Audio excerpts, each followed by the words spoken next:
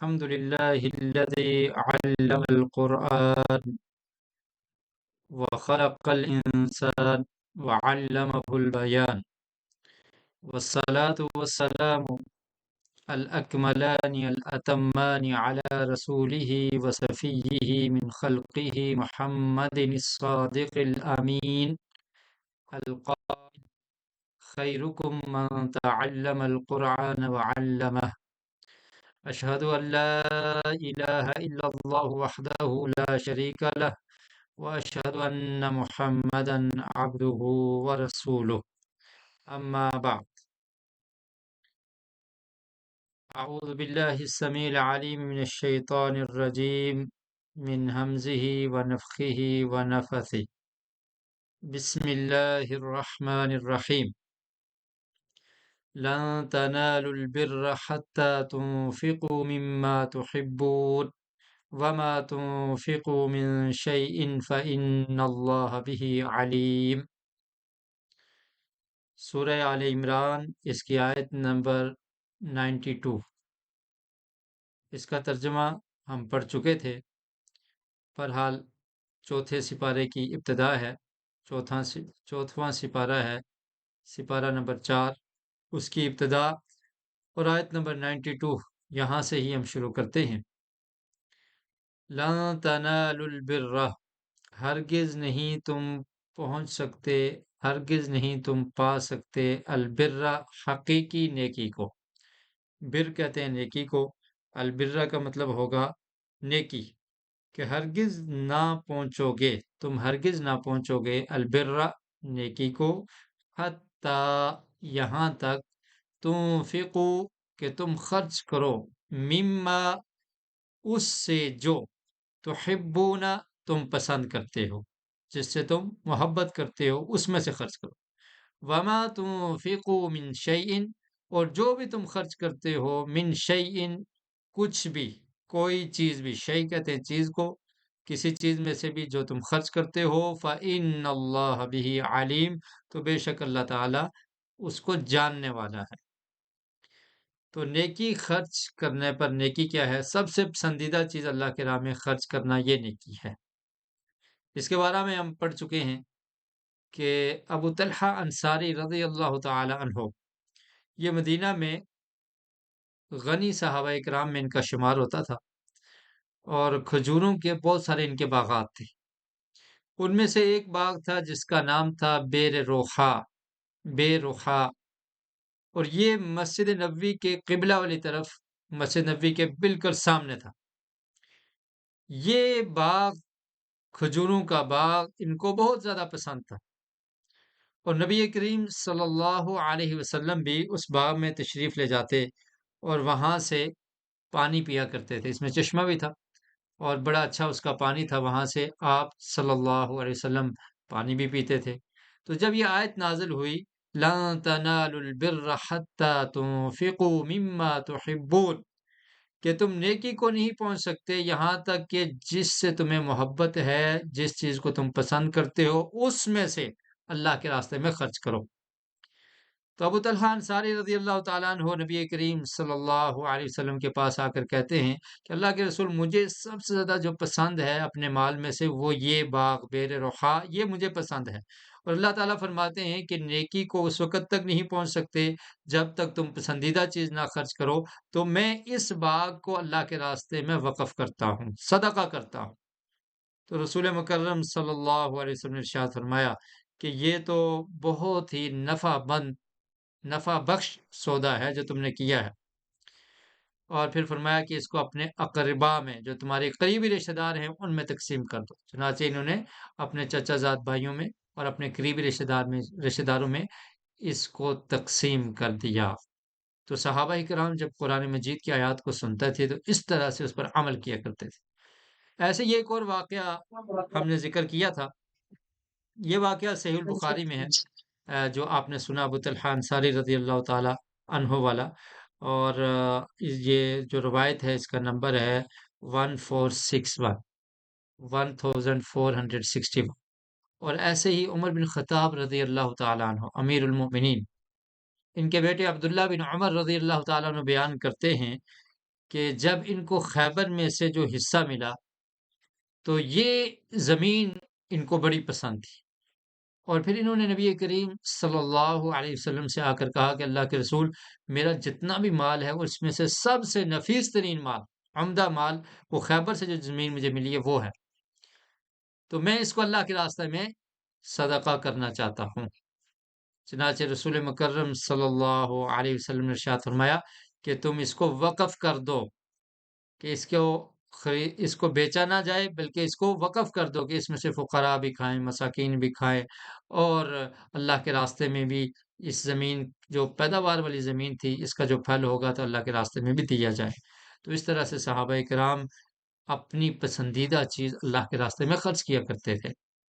تو نیکی یہی ہے کہ انسان پسندیدہ چیز اللہ کے راستے میں خرچ کرے۔ عموماً ہماری حالت یہ ہوتی ہے کہ جو زائد سامان ہوتا ہے ہم وہ اللہ کے راستے میں دیتے ہیں، جس کی ضرورت ہوتی ہے نا وہ نہیں دیتے۔ کون سے کپڑے اللہ کے راستے میں دیے جاتے ہیں؟ کوئی فقیر آ جائے، کوئی مسکین آ جائے، تو جو گھر میں کوئی بھی نہیں پہنتا وہ ہم دے دیتے، اور گھر کی وہ چیز دیتے ہیں جس کی ہمیں ضرورت ہی نہیں ہے۔ خیر وہ بھی صدقہ تو ہو سکتی ہے، لیکن اصل صدقہ کیا ہے؟ کہ جس چیز سے آپ کو محبت ہے، جس کو آپ پسند کرتے ہیں، وہ اللہ کے راستے میں دیتے، تو یہ اصل نیکی ہے۔ اور اس میں یہود، چونکہ یہ سورہ آل عمران میں یہود کا تذکرہ ہے، تو ان کو بھی یہ تنبیہ تھی کہ نیکی اگر تم پانا چاہتے ہو تو تم اس بات سے خوف زدہ نہ ہو کہ ہم رسول مکرم صلی اللہ علیہ وسلم کی رسالت اور نبوت کو مان لیں گے، اسلام کو قبول کر لیں گے تو مدینہ میں ہمارا بڑا عزت ہے، ہماری عزت اور ہمارا وقار ہے، اور ہمارے پاس مدینہ کی ریاست ہے، اور لوگ ہمیں اہل کتاب ہونے کی وجہ سے ہمیں عزت دیتے ہیں، وہ عزت ہم سے چھن جائے گی، وہ سرداری اور چودراہٹ ہم سے چھن جائے گی، اور وہ جو سیاست اور ریاست ہے وہ ہم سے چھن جائے گی۔ تو فرمایا کہ نیکی یہ ہے کہ تم دین کے لیے، اللہ کی رضا کے لیے جو بھی پسند کرتے ہو اس کو قربان کر دو۔ تو جو چیز بھی انسان کو محبوب ہو اسے اللہ کے راستے میں خرچ کرنا، یہ اصل نیکی ہے۔ آیت نمبر 93، كل الطعام كان حلا لبني إسرائيل إلا ما حرم إسرائيل على نفسه من قبل أن تنزل التوراة قل فأتوا بالتوراة فاتلوها إن كنتم صادقين۔ ترجمہ دیکھیں، کل الطعامی، تمام کھانے، کان حلن، تھے حلال، لبنی اسرائیل، بنو اسرائیل کے لیے، الا، مگر، ما حرم، جس کو حرام کر دیا، اسرائیل، اسرائیل نے، یعقوب علیہ السلام نے، علی نفسہ، اپنی جان پر، اپنے اوپر، من قبل، اس سے پہلے، ان تنزل التورات، کہ یہ نازل کی جاتی تورات، تورات کے نزول سے پہلے جو یعقوب علیہ السلام نے اپنے اوپر خود سے حرام کر دیا۔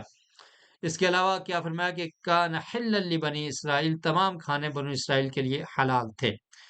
قل، کہہ دیجئے، فَأْتُوا بِالتَّوْرَاتِ، تم لے آؤ تورات کو، فَاتْلُوهَا، اور تم پڑھو اس کو، ان کنتم صادقین، اگر تم سچے ہو۔ تو اس آیت میں اللہ رب العالمین نے بنو اسرائیل کو یہ فرمایا کہ کل طعام کان حلا لبنی اسرائیل، تمام کھانے بنو اسرائیل کے لیے حلال تھے۔ اصل میں یہاں پر یہود کا جو شبہ تھا اس کو بیان کیا جا رہا ہے۔ اس سے پہلے اوپر کی آیات ہم پڑھ چکے، اس میں رسول مکرم صلی اللہ علیہ وسلم کی نبوت کے اس بات میں دلائل پیش کیے اور اہل کتاب پر الزامات قائم کیے ہیں۔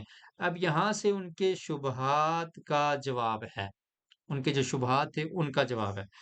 تو ان کے شبہات میں سے ایک شبہ یہ تھا کہ جو شبہات وہ نبی کریم صلی اللہ علیہ وسلم کی نبوت پر پیش کرتے تھے، تو ان میں سے ایک شبہ یہ تھا کہ یہود کے ظلم اور سرکشی کی وجہ سے کچھ چیزیں ان پر حرام کر دی گئی تھی، جو حلال تھی ان کو کیا کیا گیا تھا؟ حرام کر دیا گیا۔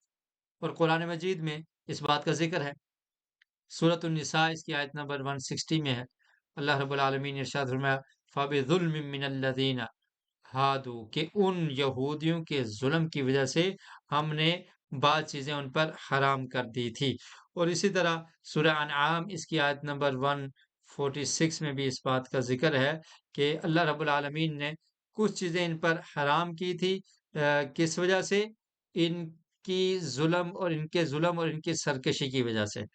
تو یہود جو ہے نا وہ یہ کہتے تھے، اہل کتاب یہ کہتے تھے کہ نبی کریم صلی اللہ علیہ وسلم پر جو کتاب نازل ہوئی ہے اس میں یہ ہے کہ یہود پر کچھ چیزیں حرام کر دی گئی تھی۔ حالانکہ وہ کہتے تھے کہ جو چیزیں ہمارے لیے حلال تھی وہ حلال ہیں، اور ابراہیم علیہ السلام کے دور سے ہی جو چیزیں حلال ہیں وہ ہمارے اوپر حلال تھی، ان کو حرام نہیں کیا گیا۔ تو جبکہ قرآن کیا کہتا تھا؟ فَبِظُلْمٍ مِّنَ الَّذِينَ هَادُوا حَرَّمْنَا عَلَيْهِمْ طَيِّبَاتٍ کہ یہودیوں کے ظلم کی وجہ سے، جو یہودی ہیں ان کے ظلم کی وجہ سے کیا ہوا؟ حرمنا علیہم، اللہ تعالیٰ فرماتے ہیں ہم نے ان پر حرام کر دی الطیبات ان پاکیزہ چیزیں، احلت لہم جو حلال کی گئی تھی ان کے لیے، حلال تھی لیکن ان کے ظلم کی وجہ سے، ان کی سرکشی کی وجہ سے وہ چیزیں ان پر کیا کر دی گئی؟ حرام کر دی گئی۔ تو وہ اس چیز کو نہیں مانتے تھے۔ وَبِصَدِّهِمْ عَنْ سَبِيلِ اللَّهِ كَثِيرًا اور اللہ کے راستے سے وہ روکتے تھے، اس وجہ سے ان پر وہ چیزیں حرام کر دی گئی تھی۔ تو اب یہود کا یہ شبہ تھا کہ قرآن یہ کہتا ہے کہ بنو اسرائیل پر کچھ چیزیں حرام کی گئی ہیں، جو حلال تھی ان کو کیا کیا گیا؟ حرام کیا گیا ان کے ظلم کی وجہ سے۔ تو یہود کہتے تھے کہ نہیں، جو چیزیں حلال تھی شروع سے ابراہیم علیہ السلام کے دور سے، تو وہی ہمارے لیے حلال ہیں، کوئی چیز بھی حرام ہم پر نہیں کی گئی۔ تو اس بات کی تردید ہے، یہ جو ان کا شبہ تھا، تو اللہ رب العالمین اس کی تردید فرما رہے ہیں اور انہیں بتا رہے ہیں کہ ایسا ہوا تھا کہ تمام کے تمام کھانے تمہارے لیے حلال تھے، لیکن یعقوب علیہ السلام نے، اسرائیل یہ یعقوب علیہ السلام کا لقب ہے، یعقوب علیہ السلام نے اپنے آپ پر کچھ کھانوں کو حرام کر دیا تھا، اور یہ کب ہوا تھا؟ من قبل ان تنزل التورات، تورات کے نزول سے قبل ایسا ہوا تھا کہ انہوں نے کچھ چیزوں کو اپنے اوپر حرام کر دیا تھا، تو پھر وہ چیزیں تمام کی تمام بنو اسرائیل جو یعقوب علیہ السلام کی اولاد تھی سب پر وہ حرام کر دی گئی۔ پہلے کیا تھی؟ حلال تھی، لیکن جب یعقوب علیہ السلام نے اس کو اپنی جان پر حرام کیا تو بنو اسرائیل پر وہ چیزیں حرام ہو گئی۔ تو تمہارا یہ کہنا کہ ہمارے اوپر کوئی چیز حرام ہی نہیں ہوئی تھی، تو یہ جو تمہارا شبہ، اور وہ جو شبہ کرتے تھے کہ دیکھیں جی قرآن کہتا ہے کہ ہم پر کچھ چیزیں حلال تھی ان کو حرام کر دیا گیا، حالانکہ ایسا نہیں ہوا۔ تو اللہ تعالیٰ نے فرمایا کہ ایسا ہوا ہے۔ تو رات کے نزول سے پہلے یعقوب علیہ السلام نے اپنے آپ پر کچھ چیزوں کو حرام کیا تھا۔ اور یہ ماجرا کیا ہے؟ یعقوب علیہ السلام بیمار ہو گئے، عرق النساء کی بیماری انہیں لاحق ہوگی، تو انہوں نے یہ نظر مانی کہ اللہ تعالیٰ اگر بہت لمبے عرصے تک بیمار رہے، تو انہوں نے یہ نظر مانی کہ اللہ تعالیٰ نے اگر مجھے شفا دے دی تو میں اپنی پسندیدہ چیزیں جو حلال ہیں ان کو میں اپنے پر حرام کر دوں۔ تو جب ان کو شفا ملی تو انہوں نے پھر اس نظر کو پورا کیا، اور یہ اس طرح کی نظر ماننا ان کی شریعت میں یہ جائز تھا، جبکہ اب جائز نہیں ہے۔ اب ایسا کرنا جائز نہیں ہے، کوئی بھی حلال چیز ہے انسان اس کو اپنے اوپر حرام نہیں کر سکتا۔ جیسا کہ نبی کریم صلی اللہ علیہ وسلم نے جب شہد کو اپنے اوپر حرام کیا تو قرآن مجید میں اللہ رب العالمین نے سورہ تحریم میں اس چیز سے روک دیا کہ آپ ایسی چیز کو جو حلال ہے اس کو اپنے اوپر حرام کیوں کر رہے ہیں، تو آپ ایسا نہیں کر سکتے۔ تو اس وقت یہ جائز تھا، تو انہوں نے یہ نظر مانی تھی، اور اب اگر کوئی انسان ایسی نظر مانتا ہے تو اس کی نظر درست نہیں ہے، اسے وہ نظر پورا نہیں کرنا ہوگی اور اسے کفارہ ادا کرنا ہوگا۔ لیکن اس وقت یہ جائز تھا۔ تو چنانچہ یعقوب علیہ السلام نے یہ کہا کہ اللہ تعالیٰ نے مجھے شفا دے دی، تو میں وہ حلال چیزیں جو مجھے پسندیدہ کھانا ہے اور جو مشروب ہے اس کو میں اپنے اوپر حرام کر دوں گا، میں کھاؤں گا بھی نہیں اور پیوں گا بھی نہیں۔ اور وہ کون سی چیزیں تھیں؟ اونٹ کا گوشت یہ پسند تھا ان کو، اور ایسے ہی اونٹنی کا دودھ انہیں پسند تھا، تو انہوں نے اس کو اپنے اوپر حرام کر دیا کہ اللہ تعالیٰ نے مجھے شفا دے دی ہے، اب میں یہ نہیں کھاؤں گا۔ تو جب انہوں نے اس کو اپنے اوپر حرام کیا تو بنو اسرائیل پر بھی یہ حرام ہو گیا۔ ابراہیم علیہ السلام سے لے کر یہ چیزیں حرام نہیں تھی، لیکن جب اسرائیل یعنی یعقوب علیہ السلام نے ان دو چیزوں کو اپنے اوپر حرام کیا تو اللہ تعالیٰ نے پھر بنو اسرائیل پر بھی ان کو حرام کر دیا، اور یہ کب تھا؟ تورات کے نزول سے پہلے۔ تو اللہ تعالیٰ نے فرمایا کہ تم یہ جو کہہ رہے ہو کہ نبی کریم صلی اللہ علیہ وسلم کی نبوت اور رسالت پر شکوک و شبہات جو پیدا کر رہے ہو، تو تم جھوٹے ہو، قرآن سچا ہے، ایسا ہوا تھا اور پھر تمہارے اوپر یہ چیزیں حرام کر دی گئی تھی تورات کے نزول سے پہلے۔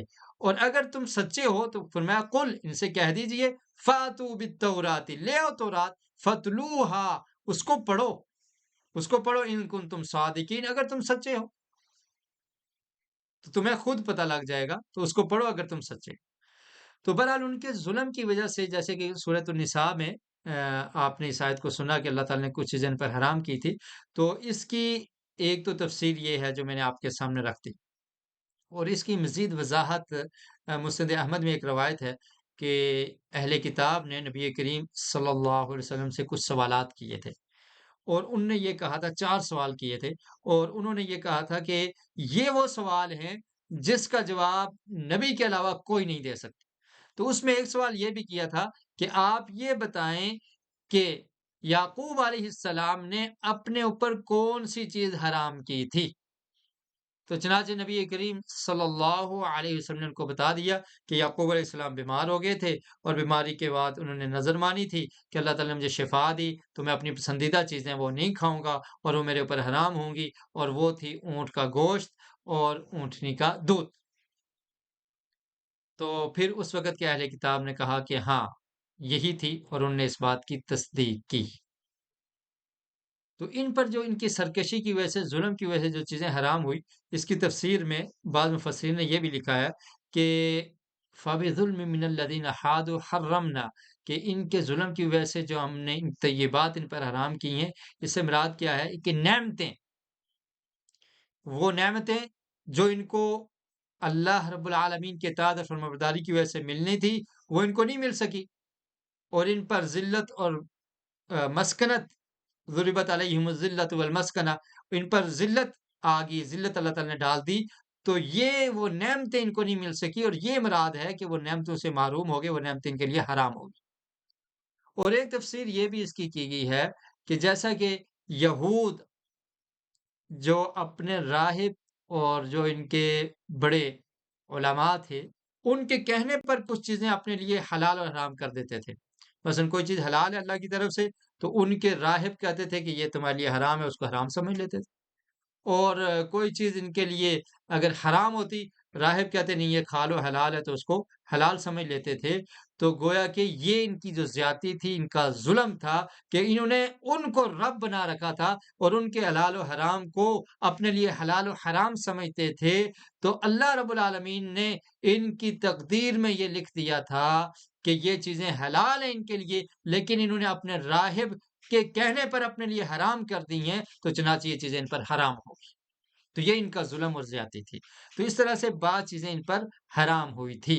تو دوسری بات یہ بھی تھی کہ یہ اہل کتاب نسخ کے قائل نہیں تھے، یعنی یہ سمجھتے تھے کہ تورات میں جو کچھ ہے اس میں نسخ نہیں ہو سکتا، اور قرآن مجید میں کچھ ایسی باتیں ہیں کہ جو پہلے جن کا حکم تھا بعد میں وہ منسوخ ہوگی، اور اسی لیے ان یہود نے عیسیٰ علیہ السلام کو نہیں مانا تھا، کیونکہ عیسیٰ علیہ السلام جب آئے تو وہ چیزیں جو ان پر حرام تھی انہوں نے حلال کر دی، کہ اللہ تعالیٰ نے ان چیزوں کو تمہارے لیے حلال کر دیا، تم کھا سکتے ہو۔ تو انہوں نے کہا نہیں، ایسا نہیں ہو سکتا، کہ تورات میں اگر یہ ہمارے لیے حرام ہے تو ہم ان کو حرام ہی سمجھیں گے، ہم نسخ کے قائل نہیں ہیں، وہ سمجھتے ہیں منسوخ نہیں ہو سکتا۔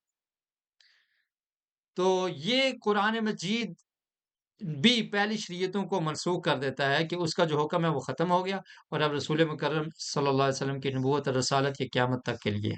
تو اس لیے وہ ناسخ اور منسوخ کے بھی قائل نہیں تھے، اور وہ یہ بھی اعتراض کیا کرتے تھے کہ قرآن میں ناسخ اور منسوخ بھی ہے، اور جبکہ ہماری شریعت میں ایسا نہیں ہے۔ تو اللہ تعالیٰ نے اس کا جواب دیا کہ تمہاری شریعت میں بھی موجود ہے، کہ جب تک تورات نازل نہیں ہوئی تھی تو کھانے کی تمام چیزیں تمہارے لیے حلال تھی، جن میں اونٹ کا گوشت اور دودھ بھی شامل ہے۔ پھر جب یعقوب علیہ السلام عرق النساء کے مرض میں مبتلا ہوئے تو ان نے صحت یاب ہونے پر بطور نظر اونٹ کا گوشت حرام قرار دے لیا۔ پھر جب تورات نازل ہوئی تو اس میں اونٹ کا گوشت اور دودھ حرام قرار دے دیا گیا تھا۔ تو اس سے کیا ثابت ہوا کہ تمہاری شریعت میں بھی ناسخ اور منسوخ موجود ہے، کیونکہ تورات کے نزول سے پہلے یہ چیزیں تمہارے لیے حلال تھی۔ تو جب یعقوب علیہ السلام نے ان چیزوں کو اپنے اوپر حرام کر دیا تو تورات نے بھی اس بات کی تصدیق کی کہ ہاں یہ چیزیں اونٹ کا گوشت اور اونٹنی کا دودھ تمہارے لیے حرام ہے۔ تو کیا ثابت ہوا کہ تمہاری شریعت میں بھی ناسخ اور منسوخ ہے۔ تم جو یہ اعتراض کرتے ہو یا جو شبہ پیدا کرتے ہو تو اس میں تم جھوٹے ہو، تم سچے نہیں ہو۔ امید ہے بات سمجھ آ گئی ہوگی۔ فَمَنِ افْتَرَى عَلَى اللَّهِ الْكَذِبَ فمن افترى على الله الكذب من بعد ذلك فأولئك هم الظالمون۔ تو اب یہ اعتراض ان کا ختم کر دیا گیا، شبہ ان کا ختم ہو گیا، تو انہیں چاہیے تھا کہ وہ رسول مکرم صلی اللہ علیہ وسلم کی شریعت کو مان لیتے، لیکن اس کے باوجود اگر وہ اللہ پر جھوٹ باندھتے ہیں تو اللہ تعالیٰ نے فرمایا کہ یہ ظالم لوگ ہیں۔ ترجمہ دیکھیے، فمن افترا، تو جو افطرا باندھتا ہے، افطرا کہتے ہیں جھوٹ باندھنا، ٹھیک ہے، جھوٹ باندھتا ہے، علی اللہ، اللہ پر، الکذب، جھوٹ، تو جو باندھتا ہے اللہ پر جھوٹ، افطرا کا مطلب یہ ہے جھوٹ باندھنا، اور کذب دوبارہ کہہ دیا تو ترجمہ کیا کریں گے؟ جو اللہ پر جھوٹ باندھتا ہے، من بعد ذالک، اس کے بعد وضاحت ہوگی، اس کے بعد بھی جو جھوٹ باندھتا ہے، فرمایا نا کہ تورات میں بھی ایسے موجود ہے کہ کچھ چیزیں تمہارے لیے تمام کے تمام کھانے حلال تھے، سوائے اس کے جو اسرائیل نے، یعقوب علیہ السلام نے اپنے نفس پر تورات کے نزول سے پہلے حرام کر دیے، تو یہ تورات میں بھی موجود ہے۔ لیکن اس کے باوجود اگر تم اللہ پر جھوٹ باندھتے ہو اور یہ کہتے ہو کہ نہیں نہیں، ہم دین ابراہیمی پر قائم ہیں اور ہمارے لیے کوئی چیز حرام نہیں ہے، تو یہ کیا اللہ پر جھوٹ باندھنا ہے؟ فَأُولَئِكَ هُمُ الظَّالِمُونَ، تو فرمایا یہ لوگ ظالم ہیں، ظلم کرنے والے ہیں۔ تو اللہ پر جھوٹ باندھنا یہ بہت بڑا گناہ ہے۔ آج عموماً ہمارے کچھ لوگ ایسے بھی کہتے ہیں نا کہ اللہ تعالیٰ نے یہ فرمایا ہے، پتہ نہیں ہوتا ویسے ہی کہہ دیتے ہیں۔ یا رسول مکرم صلی اللہ علیہ وسلم کے بارے میں فرما دیتے ہیں کہ اللہ کے رسول نے یہ فرمایا۔ تو جو بات بھی اللہ کی طرف آپ نے منسوب کرنی ہے، یا جو بات آپ نے رسول مکرم صلی اللہ علیہ وسلم کی طرف منسوب کرنی ہے، اس کی تصدیق کرنا ضروری ہے، کیونکہ رسول مکرم صلی اللہ علیہ وسلم نے دین کے بارے میں جو بات کی ہے وہ کہاں سے کی ہے؟ وحی سے کی ہے، اور وہی اللہ رب العالمین کی طرف سے نازل ہوتی تھی۔ قرآن مجید میں اللہ تعالیٰ نے ارشاد فرمایا نا، وَمَا يَنطِقُ عَنِ الْهَوَىٰ إِنْ هُوَ إِلَّا وَحْيٌ يُوحَىٰ، کیا پیارے رسول آپ اپنی طرف سے کوئی بات نہیں کرتے دین کے معاملات میں؟ وَمَا يَنطِقُ عَنِ الْهَوَىٰ، اپنی خواہش سے بات نہیں کرتے، وہی بات کرتے ہیں جو وحی سے ہوتی ہے۔ تو رسول مکرم صلی اللہ علیہ وسلم کی طرف کوئی بات منسوب کر دینا جو آپ نے نہیں کہی، تو یہ بہت بڑا ظلم ہے۔ اور پھر اللہ کے رسول نے فرمایا کہ جو شخص میری طرف کوئی بات منسوب کرتا ہے، مجھ پر کوئی جھوٹ باندھتا ہے، فَلْيَتَبَوَّأْ مَقْعَدَهُ مِنَ النَّارِ، وہ اپنا ٹھکانہ جہنم سمجھ لے۔ تو یہ بڑا خطیر معاملہ ہے، خطرناک معاملہ ہے، اس میں بہت زیادہ احتیاط کی ضرورت ہے۔ بس اوقات لوگ بس جو کچھ سنا ہے اس کے مطابق فتویٰ دے دیتے ہیں۔ ہاں یہ مسئلہ کیسے ہے، سب کچھ پتا ہے مسلمانوں کو، یہ ایسے ایسے ایسے ایسے بتا دیں گے، کوئی دیر نہیں کریں گے، اور کسی معاملے میں سوچتے ہیں، لیکن دین کی بات کرنے میں ہر بندہ ہی دلیر ہے۔ تو اس میں احتیاط کی ضرورت ہے، جتنی احتیاط کی ضرورت ہوتی ہے اتنے ہم اس میں بے احتیاطی کرتے ہیں۔ تو دین کے معاملے میں اللہ کے رسول صلی اللہ علیہ وسلم کی طرف کوئی بات منسوخ کرنے سے پہلے ہمیں سوچنا ہوگا، دیکھنا ہوگا، اگر واقعتاً وہ بات ثابت ہے پھر آپ بیان کریں۔ اور سوشل میڈیا میں آپ دیکھیں گے کس طرح کے، یعنی اس طرح کی چیزیں بہت وائرل کی جاتی ہیں، رسول مکرم صلی اللہ علیہ وسلم کا یہ ارشاد ہے اور یہ ارشاد ہے، یہ ارشاد ہے، اور کچھ ایسے ارشاد گرامی آپ کی طرف منسوب کر دیے جاتے ہیں جو آپ سے ثابت ہی نہیں ہوتے۔ تو یہ اللہ پر جھوٹ باندھنے کے مترادف ہے، اور اللہ کے بارے میں بھی ایسے کہنا یہ بھی جھوٹ باندھنا ہے۔ تو اللہ تعالیٰ نے فرمایا کہ تم اگر اللہ پر جھوٹ باندھتے ہو تو تم ظالم ہو، فَأُولَٰئِکَ هُمُ الظَّالِمُونَ، یہ ظالم لوگ ہیں۔ قل، کہہ دیجئے، پھر رسول مکرم صلی اللہ علیہ وسلم کو فرمایا کہ آپ کہہ دیجئے، صدق اللہ، اللہ نے سچ کہا ہے، فَاتَّبِعُوا مِلَّةَ إِبْرَاهِيمَ، تو تمہیں چاہیے کہ تم پیروی کرو ابراہیم علیہ السلام کی ملت کی، حنیفہ جو یکسو تھے، حنیف تھے، وما کان من المشرکین، اور وہ مشرکین میں سے نہ تھے، وما کان، نہ تھے وہ من المشرکین، مشرکین میں سے۔ یہ کہتے ہیں نا کہ ہم ابراہیم علیہ السلام کی ملت پر ہیں، اور جو چیزیں اس وقت سے حلال تھی ہم ان کو حلال سمجھتے ہیں۔ ایسا نہیں ہے کہ آپ لوگ یہ دعویٰ کرتے ہو کہ آپ ابراہیم علیہ السلام کی ملت کو ماننے والے ہو، اور حالانکہ ابراہیم علیہ السلام کی ملت میں اونٹ کا گوشت کھانا اور اونٹنی کا دودھ پینا یہ حرام ہے، اور تم مسلمان اور رسول مکرم صلی اللہ علیہ وسلم اس کو کھاتے ہیں اور اونٹنی کا جو دودھ ہے وہ پیتے ہیں، تو آپ ملت ابراہیم پر کیسے ہیں؟ تو اس بات کی اللہ تعالیٰ نے وضاحت کر دی کہ وہ چیزیں حلال تھی، لیکن تم پر وہ حرام کی گئی ہیں، اور اب شریعت محمدیہ میں وہ پھر حلال ہے، تو اللہ تعالیٰ سچ کہتا ہے اور تم جھوٹ کہہ رہے ہو۔ تو اگر تم واقعتاً سچے ہو اپنی بات میں کہ دین ابراہیمی پر قائم رہنا چاہتے ہو، تو پھر رسول مکرم صلی اللہ علیہ وسلم کی ملت کی، آپ کے دین کی، آپ کی شریعت کی پیروی کر لو، اور یہی اصل میں ملت ابراہیمی ہے۔ فتبعو، تو تمہیں چاہیے کہ تم بھی پیروی کر لو ملت ابراہیم، ابراہیم علیہ السلام کی ملت کی، حنیفہ، وہ یکسو تھے، وہ مشرک نہیں تھے، وہ شرک نہیں کرتے تھے۔ اور تمہارا کیا حال ہے؟ تم جو اہل کتاب یہود کیا کہتے ہیں؟ عزیر اللہ کے بیٹے ہیں، اور کس طرح سے اپنے اولیاء کو اور صالحین کو اللہ کے ساتھ شریک بنا رکھا تھا، اور ابراہیم علیہ السلام کی طرف اپنی نسبت کرتے ہو، تم نسبت کرنے میں سچے نہیں ہو۔ اور عیسائی، وہ بھی اہل کتاب میں سے، وہ کیا کہتے ہیں عیسیٰ علیہ السلام کے بارے میں؟ ان کا کیا عقیدہ ہے؟ وہ اللہ کے بیٹے ہیں۔ تو وما کان من المشرکین، تو ابراہیم علیہ السلام وہ مشرک نہیں تھے۔ تو اللہ تعالیٰ کا بیان صدق پر مبنی ہے کہ کھانے کی یہ قسم پہلے حلال تھی، اس کے بعد اسرائیل اور ان کی اولاد پر حرام کر دی گی، لہٰذا نسخ صحیح ہے، اور تمہارا شبہ کیا ہے؟ باطل ہے۔ تم کہتے ہو نا نسخ نہیں ہے، تو یہ تمہارا شبہ ہے، یہ باطل ہے، نسخ صحیح ہے۔ رسول اللہ صلی اللہ علیہ وسلم نے جو ان کے حلال ہونے کا فتویٰ دیا ہے، تو یہ کیا ہے؟ عین ملت ابراہیم علیہ السلام کے مطابق ہے، کیونکہ ابراہیم علیہ السلام کی ملت میں بھی یہ حلال تھی، اور رسول مکرم صلی اللہ علیہ وسلم نے بھی ان کو حلال قرار دے دیا ہے، لیکن تمہارے لیے یہ چیزیں حرام تھی۔ تو ملت ابراہیم پر کون ہے؟ مسلمان ہیں، نبی کریم صلی اللہ علیہ وسلم اس ملت پر ہیں، لہذا تم بھی دین اسلام میں داخل ہو جاؤ، جو اصول و فروع کے اعتبار سے عین دین ابراہیمی کے مطابق ہے۔ جی آگے چلتے ہیں، ادھر کوئی سوال تھا شاید، تو وہ سوال ابھی بھیج دیا جائے، شاید دو سوال ہوں گے یا ایک ہوگا، بہرحال۔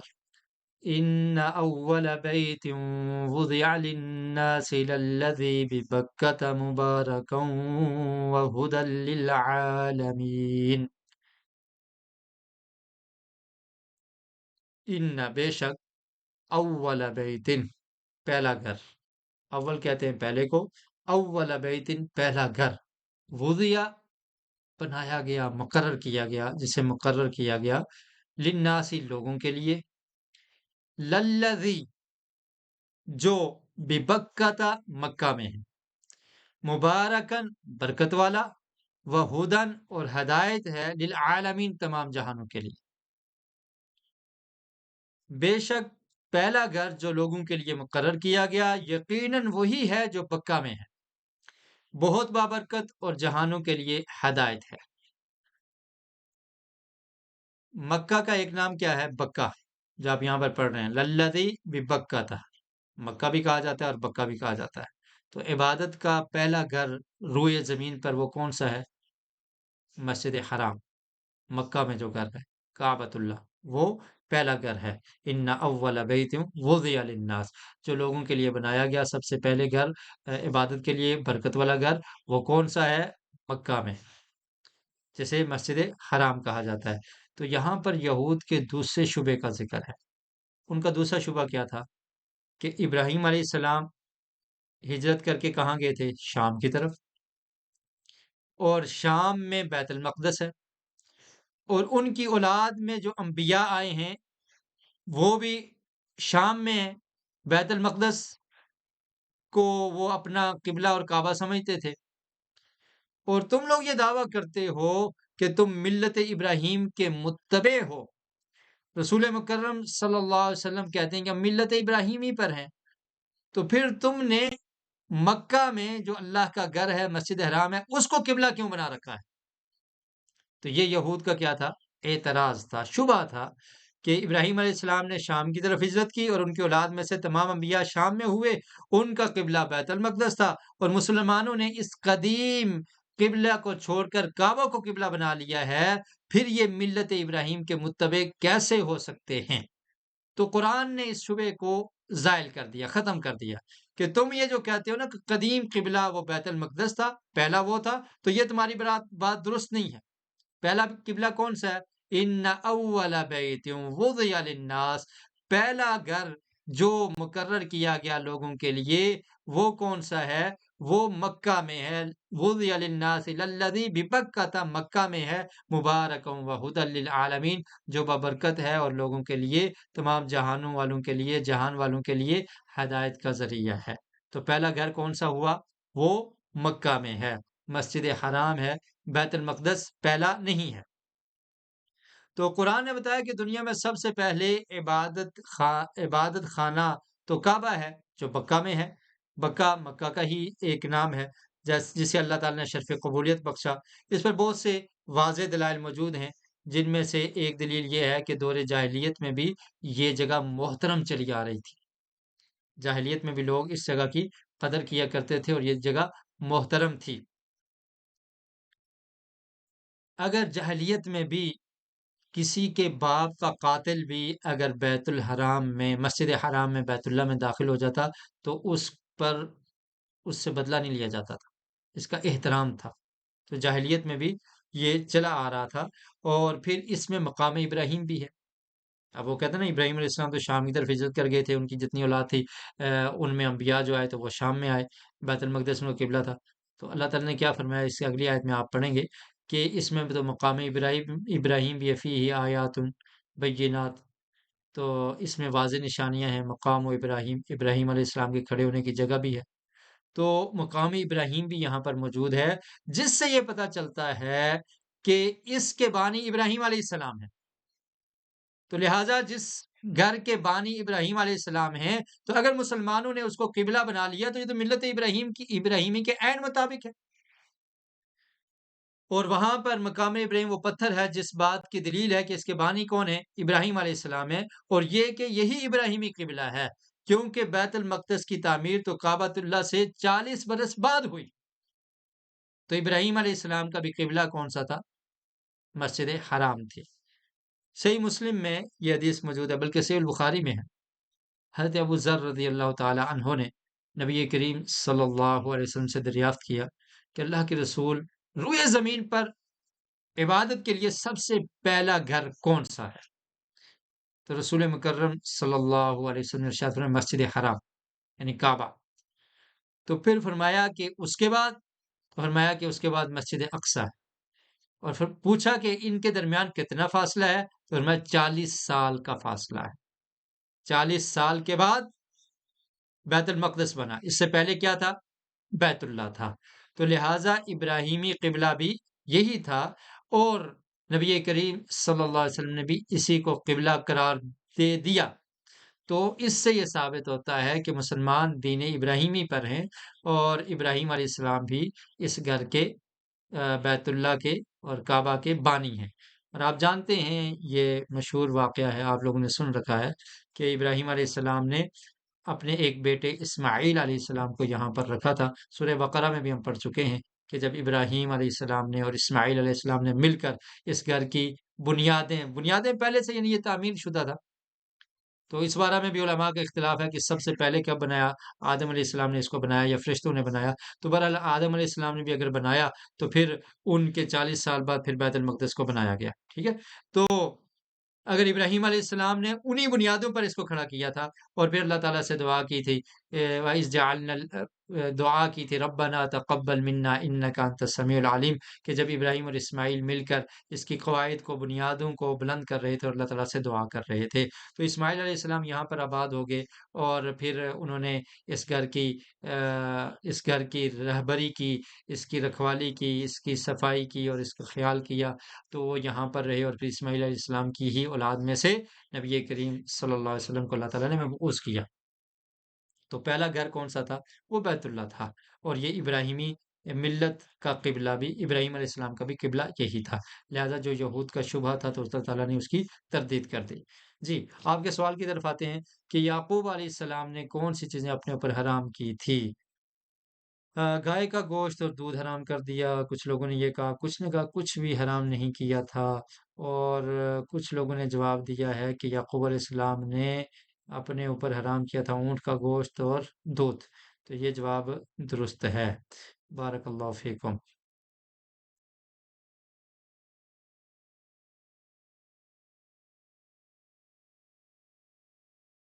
جی، تو پہلا گھر مکہ میں، فیہ آیات بینات مقام ابراہیم، فيه آيات بينات مقام إبراهيم ومن دخله كان آمنا ولله على الناس حج البيت من استطاع إليه سبيلا ومن كفر فإن الله غني عن العالمين۔ اب اس گھر کے بارے میں بیان ہو رہا ہے، فی ہی، اس میں آیات، نشانیاں ہیں، بینات، واضح کھلی نشانیاں ہیں، مقام و ابراہیم، ابراہیم علیہ السلام کے قیام کی جگہ، کھڑے ہونے کی جگہ ہے، فمن دخلہ، اور جو اس میں داخل ہو گیا، کان آمینہ، تو وہ امن والا ہے، وللہ، اور لوگوں کے لیے، وللہ، اور اللہ کے لیے، علی الناس، لوگوں پر، یہ فرض ہے، ضروری ہے، حج البیتی، بیت اللہ کا حج کرنا، من استطاع، جو استطاعت رکھتا ہے، الیہ، اس کی طرف، سبیلا، راستے کی، ومن کفر، اور جس نے انکار کیا، کفر کیا، فإن اللہ غنی، تو بے شک اللہ تعالیٰ بے پرواہ ہے، عن العالمین، جہانوں سے، اللہ تعالیٰ بے نیاز ہے، عن العالمین، جہان والوں سے۔ تو اب اس گھر کی شان اور فضیلت کو اللہ تعالیٰ نے بیان کر دیا کہ فی ہی آیات بینات، اس میں تو واضح نشانیاں ہیں، مقام و ابراہیم ہے، ابراہیم علیہ السلام کے قیام کی جگہ، جہاں پر وہ کھڑے ہو کر انہوں نے بیت اللہ کی بنیادوں کو تعمیر کیا، تو یہ نشانی ہے کہ یہ ابراہیم علیہ السلام کا بھی قبلہ تھا، اور اس کے بانی وہی ہیں۔ تو اگر مسلمان اس طرح منہ کر کے نماز پڑھتے ہیں، تو تم ان کو کیسے کہہ سکتے ہو کہ یہ ابراہیم علیہ السلام کی ملت پر نہیں ہے؟ یہ تو ابراہیم علیہ السلام کی ملت پر ہی ہیں۔ ومن دخلہ کان آمنا، اور یہ تو اللہ کے رسول صلی اللہ علیہ وسلم سے پہلے بھی یہ چلا آ رہا تھا کہ جو بھی اس گھر میں داخل ہو جاتا، اہل کتاب جو مکہ میں رہنے والے قریش تھے، مشرکین تھے، وہ بھی اس گھر کی رسپیکٹ اور عزت کیا کرتے تھے، اور اس کو محترم سمجھتے تھے، اس کی حرمت کے قائل اور فاعل تھے، کہ اگر اس میں کوئی داخل ہو جاتا، ان کا کوئی دشمن بھی ہوتا، تو اس سے قتال اور لڑائی نہیں کیا کرتے تھے، اور اس کو مقدس جگہ سمجھی جاتی تھی، جس سے یہ ثابت ہوتا ہے کہ نبی کریم صلی اللہ علیہ وسلم کی آمد اور بعثت سے پہلے بھی یہ گھر محترم تھا، اور ابراہیم علیہ السلام اس کے بانی ہیں۔ وَلِلَّهِ عَلَى النَّاسِ حِجُّ الْبَيْتِ، اور پھر فرما دیا کہ اللہ تعالیٰ نے فرض کر دیا ہے لوگوں پر، حج البیتی، بیت اللہ کا حج کرنا، لیکن کس پر ہے؟ من استطاع الیہ سبیلا، جو اس کی طرف جانے کی استطاعت رکھتا ہے، راستے کی استطاعت رکھتا ہے۔ تو اس سے مراد کیا ہے؟ سب سے پہلی بات تو یہ یاد رکھیے کہ نبی کریم صلی اللہ علیہ وسلم کا ارشاد ہے، بنی الاسلام علی خمس، شہادت اللہ الہ الا اللہ وان محمد رسول اللہ، یہ روایت آپ نے سن رکھی ہوگی۔ تو اللہ کے رسول نے فرمایا کہ اسلام کی بنیاد کتنی چیزوں پر ہے؟ 5 چیزوں پر۔ سب سے پہلی کیا ہے؟ یہ گواہی دینا کہ اللہ کے علاوہ کوئی عبادت کے لائق نہیں، اور رسول مکرم صلی اللہ علیہ وسلم اس کے پیغمبر ہیں، آخری رسول ہیں، اور یہ پڑھنے کے ساتھ انسان مسلمان ہوتا ہے، دائرہ اسلام میں داخل ہو جاتا ہے۔ اور پھر میں اقام الصلاۃ، یہ اسلام کے بنیادی ارکان ہیں، ان میں سے اگر کوئی ایک رکن بھی ڈھا دیا جائے، کسی کا انکار کر دیا جائے، تو انسان کفر تک پہنچ جاتا ہے۔ کوئی کہے کہ نماز کو میں مانتا ہی نہیں ہوں، نماز ہے ہی نہیں، تو پھر وہ تو مسلمان بھی نہیں ہے۔ کوئی کہے میں زکوٰۃ کو نہیں مانتا، زکوٰۃ کا انکاری ہے، تو وہ مسلمان نہیں ہے۔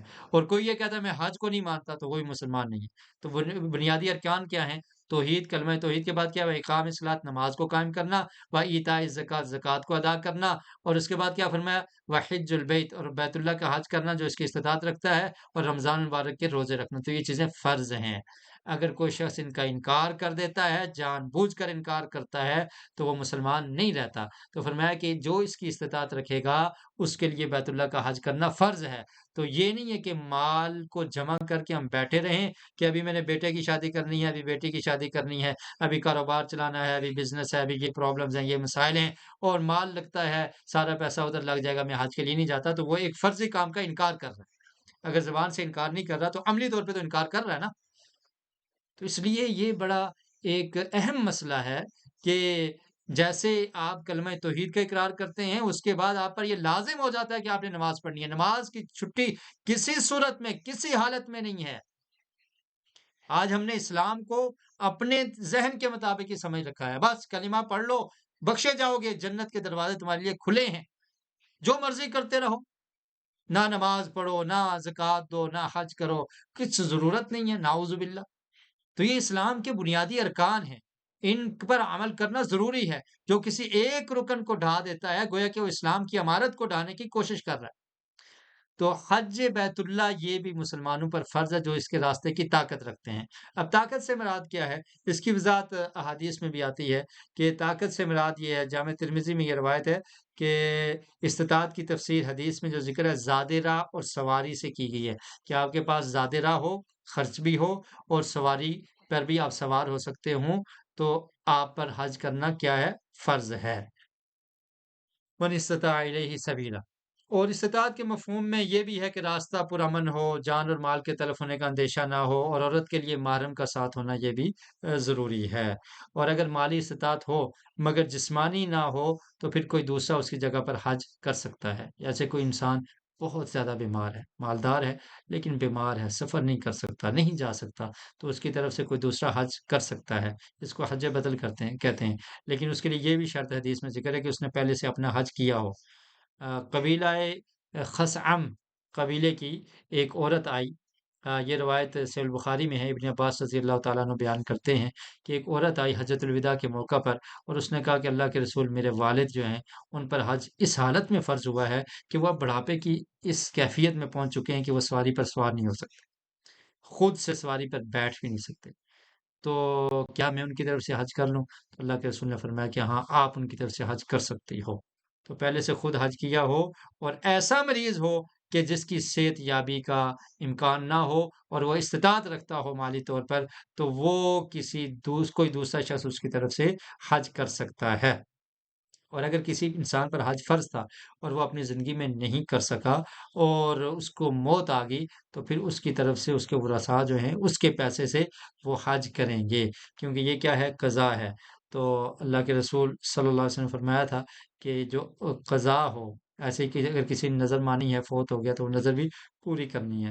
فقدی فہو اللہ فہو احق بالقضاء۔ تو اللہ کے جو اللہ کے لیے جو نظر مانی ہے یا جو عبادت فرض تھی، تو اس کو اگر وہ بندہ نہیں کر سکا تو دوسرے اس کی طرف سے وہ کریں گے۔ تو ومن کفر آپ دیکھیں نا، حج کے بعد فرمایا کہ ومن کفر، جو کفر کرتا ہے، فإن اللہ غنی عن العالمین، تو بے شک اللہ تعالیٰ، تو مطلب کیا ہے کہ جو حج کا انکار کر دے، تو اس سے معلوم ہوا کہ استطاعت کے باوجود حج نہ کرنا کیا ہے؟ کفر ہے۔ اور جو کفر کرے تو اس بیچارے کی کیا اوقات ہے؟ اللہ تعالیٰ تو سارے جہانوں سے بے پرواہ ہے۔ تو استطاعت کے باوجود حج نہ کرنا یہ کفر ہے، اور اس کفر سے مراد یہ نہیں ہے کہ وہ انسان دائرہ اسلام سے خارج ہو جاتا ہے، لیکن مطلب یہ ہے کہ وہ کفریہ کام کر رہا ہے۔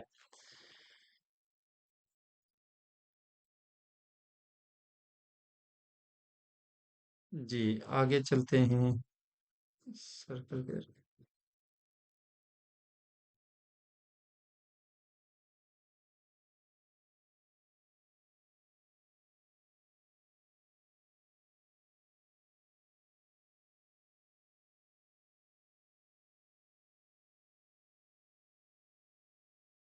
قل يا أهل الكتاب لم تكفرون بآيات الله والله شهيد على ما تعملون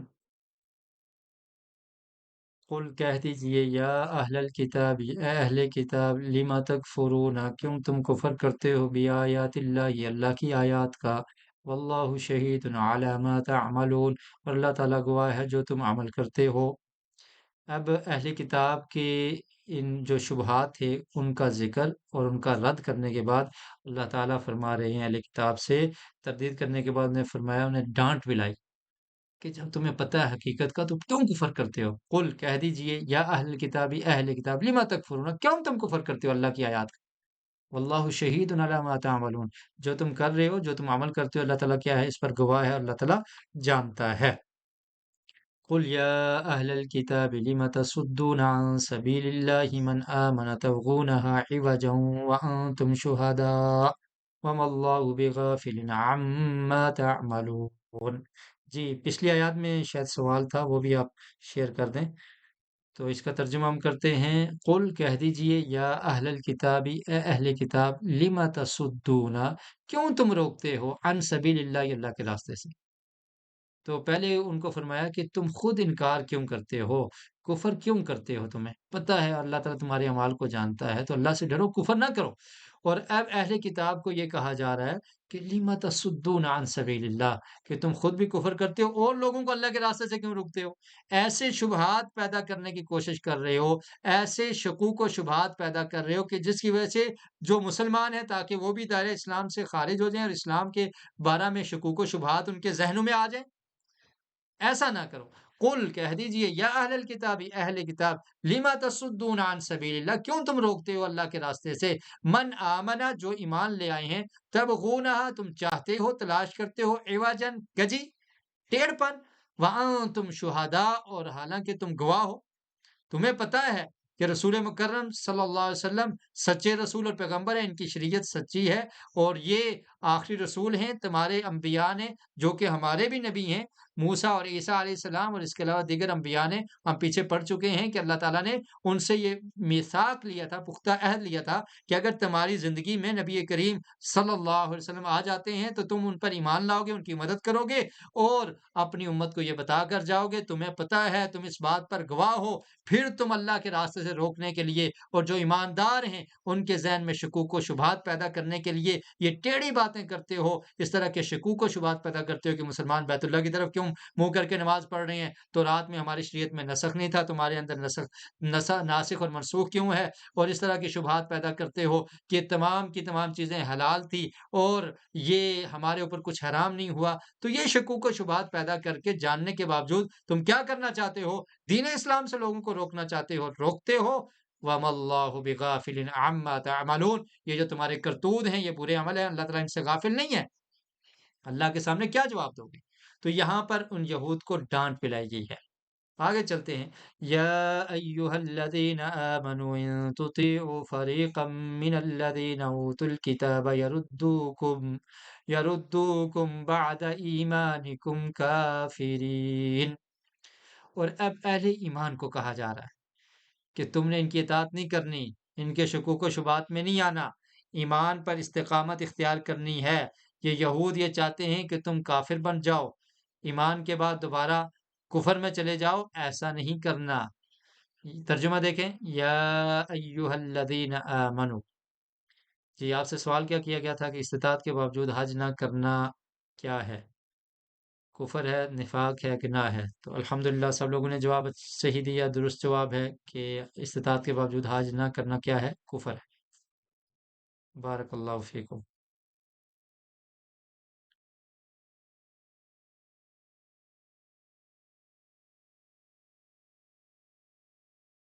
جی ترجمہ دیکھیے، یا ایہا الذین آمنو، اے ایمان والو، ان تطیعوا، اگر تم اطاعت کرو گے، بات مانو گے، فریقاً، ایک گروہ کی، من الذین، ان لوگوں سے، اوت الکتاب، جنہیں کتاب دی گئی ہے، یردوکم، تو وہ لٹا دیں گے تم کو، بعد ایمانکم، تمہارے ایمان کے بعد، کافرین، کفر میں، ایمان لانے کے بعد تمہیں کیا، وہ دوبارہ کفر میں لٹا دیں گے، تو تم نے ان کی اطاعت نہیں کرنی۔ تو اہل کتاب کو وعید سنانے کے بعد جو لوگوں کو گمراہ کر رہے تھے، اب یہاں سے مسلمانوں کو نصیحت فرمائی جا رہی ہے کہ ان سے ہوشیار رہیں اور ان کی بات کسی صورت میں نہ مانیں، ورنہ وہ گمراہ ہو جائیں گے۔ تو یردوکم بعد ایمانکم، کہ ایمان کے بعد پھر کافر بنا دینے میں یہ بھی شامل ہے کہ ان کا کام آپس میں لڑانا ہے۔ یہود کا کام کیا ہے؟ مسلمانوں کو آپس میں لڑانا۔ اگر ان کی بات مانو گے تو آپس کے اتفاق اور محبت سے محروم ہو جاؤ گے اور پھر آپس میں لڑو گے۔ اور رسول مکرم صلی اللہ علیہ وسلم کا یہ ارشاد بھی ہے، آپ نے فرمایا کہ میرے بعد پھر کافر نہ بن جانا کہ ایک دوسرے کی گردنیں مارنے لگو۔ مطلب کیا ہے کہ ایک دوسرے کی گردنیں ایک دوسرے کو قتل کرنے لگ جاؤ، اور ایسا تم نے نہیں کرنا، اور میرے بعد کیا فرمایا؟ کفر نہیں کرنا، کافر نہ بن جانا۔ تو یاد رہے کہ اس کفر سے مراد کیا ہے؟ اسلام میں رہ کر کفر ہے، مرتد ہونا نہیں ہے۔ کہ اگر جو مسلمان آپس میں لڑتے ہیں تو یہ مطلب نہیں ہے کہ وہ مرتد ہو گئے یا وہ کفر میں چلے گئے، بلکہ یہ کیا ہے کہ ان کا بہت بڑا گناہ ہے، جرم ہے، اور ان کو آپس میں لڑنا نہیں چاہیے۔ لیکن یہ مطلب نہیں ہے کہ اگر مسلمان آپس میں لڑ رہے ہیں تو وہ کافر ہو گئے ہیں۔ اس سے مراد یہ ہے کہ اسلام میں رہ کر کفر ہے، کیونکہ اللہ تعالیٰ نے مسلمانوں کے دو لڑنے والے گروہوں میں سے دونوں کو مومن قرار دیا ہے۔ قرآن مجید میں ہی سورہ حجرات کی آیت نمبر 9 اور 10، اس کی تفسیر اور اس کا ترجمہ آپ پڑھ سکتے ہیں۔ تو اللہ تعالیٰ نے فرمایا کہ اگر مومن مسلمان آپس میں لڑیں تو ان کے درمیان تم صلح کروا لو، اور پھر جو بغاوت کرنے والا ہے، جو ظلم کرنے والا ہے، تو اس کی سائڈ نہیں لینی، جو بلکہ جو مظلوم ہے اس کی طرفداری تم نے کرنی ہے۔ تو دونوں کو مومن قرار دے دیا۔ تو اگر مسلمانوں کے آپس میں قتال ہو جائے تو اس سے مراد یہ نہیں ہے کہ وہ دین اسلام سے خارج ہو گئے ہیں، بلکہ ان کا یہ عمل اچھا نہیں ہے، اور وہ دونوں ہی مومن رہیں گے۔ تو فرمایا کہ اہل کتاب کی پیروی نہیں کرنی۔ اگر تم ایسا کرو گے تو یہ چاہتے ہیں کہ تمہیں ایمان کے بعد کفر کی طرف لوٹا دیں۔ جی۔ وَكَيْفَ تَكْفُرُونَ وَأَنْتُمْ تُتْلَى عَلَيْكُمْ آيَاتُ اللَّهِ وَفِيكُمْ رَسُولُهُ وَمَنْ يَعْتَصِمْ بِاللَّهِ فَقَدْ هُدِيَ إِلَى صِرَاطٍ مُسْتَقِيمٍ۔ وَكَيْفَ تَكْفُرُونَ، اور اہل کتاب کو کفر سے روکا، اور اللہ کی کتاب کی تلاوت اور اس کے رسول کے ہوتے ہوئے کیسے کفر کیا جا سکتا ہے؟ کیوں کفر کرتے؟ وَكَيْفَ تَكْفُرُونَ، اور کیسے تم کفر کرتے ہو؟ وَأَنْتُمْ تُتْلَى، اور اس حالت میں کہ جب کہ تم تتلا پڑھی جاتی ہیں، علیکم تم پر، آیات اللہ اللہ کی آیات، وفیکم اور تمہارے درمیان، رسولہ اس کے رسول بھی ہیں۔ وَمَن يَعْتَصِم، اور جو مضبوط پکڑ لے، باللہ اللہ کو، فقد ہدیہ تو تحقیق ہدایت دے دے گی اس کو، الی صراط مستقیم سیدھے راستے کی طرف۔ ابن عباس رضی اللہ تعالی عنہ فرماتے ہیں کہ جاہلیت میں اوس اور خزرج کے درمیان لڑائی رہتی تھی۔ یہ مدینہ میں دو قبیلے تھے، اوس اور خزرج، ان کے درمیان جاہلیت میں لڑائی رہتی تھی۔ اور اہل کتاب جو یہود تھے مدینہ کے، تو وہ بھی ان کے درمیان لڑائی رکھتے تھے کہ تاکہ ان کو لڑا کر تم مدینہ پر حکومت کرتے رہیں۔ تو یہ جب خیر مسلمان ہو گئے تو پھر ان کی آپس میں جو لڑائی تھی، چپلش تھی، وہ بھی ختم ہو گئی، اور اخوت میں پرو دیا اللہ کے رسول نے ان کو، اور یہ آپس میں بھائی بھائی بن گئے۔ تو یہ دین اسلام کی برکت تھی، رسول مکرم صلی اللہ علیہ وسلم کی اخلاقیات کہہ لیں آپ، اور آپ کی بہترین حکمت عملی کا یہ تقاضا تھا، اور آپ نے ایسی تربیت کی کہ جو آپس میں دشمن تھے وہ بھی آپس میں بھائی بن گئے۔ تو اوس اور خزرج کے درمیان لڑائی رہی تھی۔ اب ایک دفعہ وہ بیٹھے ہوئے تھے کہ انہوں نے آپس میں جو کچھ ہوا تھا اس کا ذکر کیا۔ اب مسلمان ہو چکے ہیں، اور پھر وہ جو پرانی جنگیں ہیں ان کا ذکر شروع کر دیا، ایسے ہوا تھا، ایسے ہوا تھا۔ جب پرانی باتیں آتی ہیں تو پھر غصہ بھی آ جاتا ہے۔ تو ذکر کیا تو دونوں غصے میں آ گئے، اور ایک دوسرے کے مقابلے کے لیے اسلحہ لینے کے لیے اٹھے۔ تو اس پر یہ آیت اتری، وَكَيْفَ تَكْفُرُونَ وَأَنْتُمْ تُتْلَى عَلَيْكُمْ آيَاتُ اللَّهِ، تم کیسے کفر کرتے ہو اور تم پر آیات پڑھی جاتی ہیں، وَفِيكُمْ رَسُولُهُ، اور رسول مکرم صلی اللہ علیہ وسلم بھی موجود ہیں۔ ان کی موجودگی میں پھر وہی تعصب، وہی جاہلیت کی جنگیں، اور ان کی بات کر رہے ہو۔ وَمَن يَعْتَصِم بِاللَّهِ، تمہیں چاہیے کہ اللہ کی رسی کو مضبوطی سے تھام لو، اللہ کی بات کو مانو، اور جو اللہ رب العالمین کی بات کو مانتا ہے، اطاعت کرتا ہے، استقامت اختیار کرتا ہے، تو وہ صراط مستقیم پر رہے گا۔ یعنی تمہاری طرف سے کفر کا ارتکاب بہت بعید ہے، کیونکہ اللہ کی آیات تم پر پڑھی جا رہی ہیں، اور اس کا رسول بنفس نفیس تم میں موجود ہے، اور جو شخص اللہ کو مضبوطی سے پکڑ لے تو یقیناً اسے سیدھے راستے کی طرف ہدایت کی گئی ہے۔ اور اس سے مراد اہل کتاب بھی ہو سکتے ہیں کہ تم رسول مکرم صلی اللہ علیہ وسلم جن کے منتظر تھے تم، وہ آ گئے، تمہارے درمیان موجود ہیں، قرآن کی آیات تم پر پڑھی جاتی ہیں، پھر بھی تم کفر کرتے ہو۔ یہ بڑی تعجب کی بات ہے۔ اور اگر تمہیں یہ چاہیے کہ اللہ کی اطاعت اور اللہ کے رسول کی اطاعت کر کے صراط مستقیم پر چلو، تو اب بھی مسلمانوں کے لیے بھی یہی ہے کہ بدعات سے بچنے کے لیے، گمراہی سے بچنے کے لیے، فتنوں سے بچنے کے لیے یہی ایک عمل ہے کہ اللہ کی آیات یعنی قرآن مجید کی طرف رجوع کیا جائے، اور رسول مکرم صلی اللہ علیہ وسلم اگرچہ ہمارے درمیان موجود نہیں ہیں، لیکن آپ کے فرامین احادیث موجود ہیں، تو ان کو پکڑ لیا جائے تو انسان گمراہ نہیں ہوگا۔ صراط مستقیم کے لیے کیا ہے؟ وَأَنْتُمْ تُتْلَى عَلَيْكُمْ آیات اللہ، اللہ کی آیات قرآن مجید، اس کو تھام لو، اس کو سیکھو سمجھو اور اس پر عمل کرو۔ وَفِيكُمْ رَسُولُهُ، اس سے کیا مراد لیں گے؟ نبی کریم صلی اللہ علیہ وسلم کے فرامین موجود ہیں، تو ان کو پڑھو اور سنو اور ان پر عمل کرو، تو آج بھی مسلمان گمراہ نہیں ہوں گے۔ لیکن اگر ہم ان کو چھوڑ کر ہر ایک جو ہمارے امام صاحب نے کہا، جس کو ان نے حلال کر دیا ہم حلال سمجھیں گے، جس کو ان نے حرام کر دیا حرام سمجھیں گے، جو وہاں سے ہمیں مل گیا ہم نے وہی لینا ہے، تو پھر ہدایت سے ہم دور ہوتے چلے جائیں گے۔ تو یہاں سبیل جو ہم اس سے پہلے پڑھ چکے تھے، شاید میں نے یہ آپ کو بتایا بھی تھا، تو برحال وہ سوال آپ کے پاس آ گیا، قل یا اہل الکتاب لم تصدون عن سبیل اللہ، کیوں تم روکتے ہو اللہ کے راستے سے؟ تو اس سے مراد کیا ہے کہ اسلام سے کیوں روکتے ہو؟ اس کی وضاحت میں نے کی تھی، ٹھیک ہے؟ تو ابھی آپ سے وہی سوال کیا گیا ہے کہ سورہ آل عمران کی آیت نمبر 99 میں سبیل اللہ سے کیا مراد ہے؟ کہ جس سے وہ روکتے تھے نا اہل کتاب، تو کس سے روکتے تھے؟ کیا مراد ہے؟ اسلام مراد ہے۔ 60% لوگوں کا جواب درست ہے، اور 40% لوگوں نے دینی تعلیم کہا ہے، تو وہ جواب درست نہیں ہے۔ یہاں پر مراد کیا ہے؟ اسلام، کہ اللہ کے راستے سے یعنی اسلام سے وہ لوگوں کو روکتے تھے، تو اللہ تعالیٰ نے فرمایا کہ تم ایسا کیوں کرتے ہو؟ جی، آج کے سبق کی آخری آیت ہم پڑھیں گے، آپ لوگ بھی تھک چکے ہوں گے، تو خیر اس پر اکتفا کریں گے، ایک آیت اور پڑھ لیتے ہیں۔ بارک اللہ فیکم۔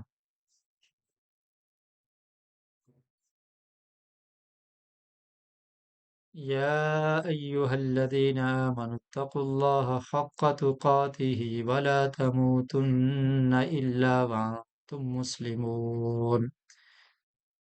اے ایمان والو، یا ایها الذین آمنوا اتقوا اللہ، اے ایمان والو اللہ سے ڈر جاؤ، حق تقاتہ، جیسے اس سے ڈرنے کا حق ہے، ولا تموتن، اور ہرگز نہ تم میں سے کوئی فوت ہو، تم ہرگز نہ مرنا، الا مگر، وانتم مسلمون، کہ تم مسلمان ہو، اسلام کی حالت میں ہی تمہیں موت آئے۔ اے ایمان والو اللہ سے ڈر جاؤ جیسے اس سے ڈرنے کا حق ہے۔ اس سے مراد کیا ہے؟ عبداللہ بن مسعود رضی اللہ تعالیٰ عنہ اس آیت کی تفسیر یوں بیان کرتے ہیں کہ اللہ سے ڈرو، ایسے ڈرو جیسے اس سے ڈرنے کا حق ہے۔ کیا مطلب؟ مطلب یہ ہے کہ اس کی اطاعت کی جائے، اللہ کی اطاعت کی جائے اور اس کی نافرمانی نہ کی جائے، اسے یاد رکھا جائے، بلایا نہ جائے، اور اس کا شکر ادا کیا جائے، نہ شکری نہ کی جائے، اور اللہ رب العالمین کی مکمل اطاعت، جتنی انسان کی استطاعت ہے اس کے مطابق اللہ کی اطاعت کرے، یہ اللہ سے ڈرنے کا حق ہے۔ قرآن مجید میں اللہ تعالیٰ نے ارشاد فرمایا فاتقوا اللہ ما استطعتم، کہ تم اللہ سے ڈرو جتنی تم طاقت رکھتے ہو۔ تو اللہ کی اطاعت کی جائے، کوئی بھی اللہ کا حکم ہے اس کو مانا جائے، جتنے بھی آ جاتے ہیں، اس میں عبادات بھی شامل ہیں، باقی اخلاقیات بھی، اور تمام معاملات دنیاوی زندگی میں اللہ تعالیٰ کے جتنے حکم ہیں ان کو مانا جائے، ان کی نافرمانی، اللہ کی نافرمانی نہ کی جائے، اور اللہ کا شکر ادا کیا جائے، نعمتوں پر ناشکری نہ کی جائے، اور اللہ کو یاد رکھا جائے، تنہائی میں بھی، خلوت میں، جلوت میں، محفل میں، ہمیشہ اللہ کو یاد رکھا جائے، بلایا نہ جائے۔ وَلَا تَمُوتُنَّ إِلَّا وَأَنْتُمْ مُسْلِمُونَ، اور تمہیں موت نہ آئے مگر اسلام کی حالت میں۔ مطلب کیا ہے؟ کہ ہمیشہ پوری زندگی اللہ کی اطاعت اور فرمانبرداری میں گزارنی ہے، چونکہ موت کا علم ہی نہیں ہے کب آ جائے، تو اس لیے موت آنے تک ہر وقت اللہ سے اسی طرح ڈرنا ہے کہ کسی وقت بھی موت آئے تو وہ انسان مطیع اور فرمانبردار ہو، اور اللہ کی اطاعت اور فرمانبردار کی کرتے ہوئے ہی اس کی موت آئے، اسلام کی حالت میں آئے۔ تو انشاءاللہ اگلے سبق میں مزید پڑھیں گے۔ اللہ رب العالمین سے دعا ہے کہ اللہ تعالی ہمیں قرآن مجید کو پڑھنے کی، سمجھنے کی اور پر عمل کرنے کی توفیق نصیب فرمائے۔ ایک سوال بھی آپ